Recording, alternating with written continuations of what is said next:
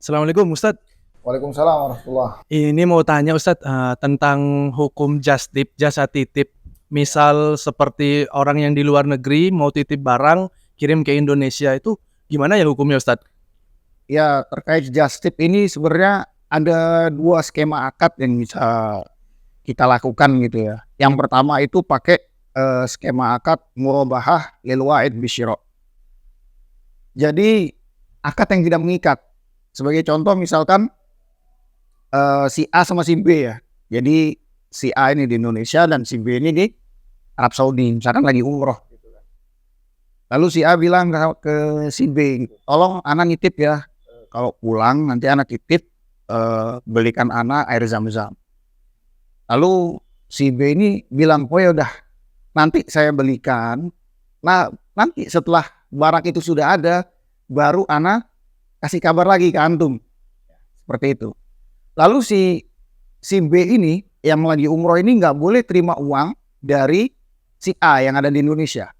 Jadi dia membeli pakai uangnya terlebih dahulu. Contoh harganya 200.000 gitu ya. Air zam-zam misalnya sekitar 200.000. Ketika sampai dia bilang ke si A, saya jual di 300.000. Karena dia kan mau ngambil untung ya, murabahah. Namanya murabahah itu menguntungkan. Dia bilang saya jual ke antum 300.000 plus ongkir misalkan 50.000. Nah, ini namanya murabahah bil wa'id bisyira. Akan tetapi minusnya adalah kalau misalkan si A yang nitip di awal ini mengatakan afwan ana enggak jadi, maka si B nggak boleh baper ya. Ya udah, berarti nggak boleh nih maksa si B untuk beli, kan katanya antum nitip, karena ini namanya akad tidak mengikat. Itu dia. Lalu skema yang kedua adalah kita bisa pakai skema akad wakalah bil ujroh. Jadi kita menjadi wakil si A yang dari Indonesia. Jadi kita akan membeli air zam-zam itu setelah si A mentransfer uang ke kita. Nah di sini si B yang ada di Saudi ini membeli sesuai dengan harga air zam-zam tersebut 200.000. Ya dia harus jelaskan karena dia wakil dari si A. Ini air zam-zam ana beli seharga 200.000. Nah lalu bagaimana cara dia dapat keuntungan? Dia bilang untuk jasa ana sebagai yang membelikan ana minta 100.000 ya. Nah seperti ini. Jadi ada kelebihan dan kekurangannya.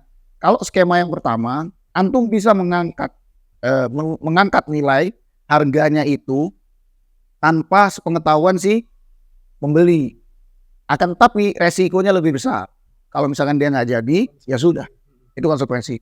Akan tetapi kalau yang takut dengan resiko, maka bisa pakai skema akad yang kedua, yaitu menjadi wakil dan meminta fee di dalam. Karena apa? Karena kita tidak boleh menjual barang sebelum kita memiliki. Lah tapi malaisa indak, janganlah kalian menjual barang yang belum kalian miliki. Wallahu a'lam bishawab. Oke, makasih banyak Ustadz atas penjelasannya. Ya, Jazakumullah khair.